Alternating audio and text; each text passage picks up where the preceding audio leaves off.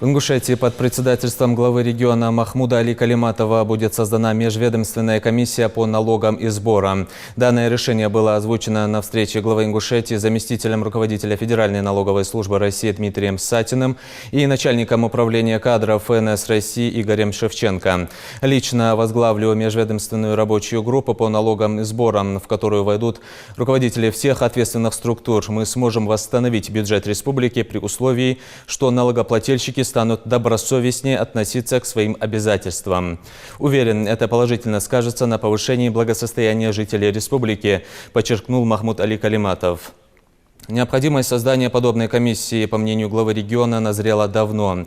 Отмечу, что основными задачами комиссии станут обеспечение согласованных действий заинтересованных федеральных и региональных органов исполнительной власти в субъекте и органов местного самоуправления в решении вопросов, связанных с увеличением поступлений в консолидированный бюджет Ингушетии.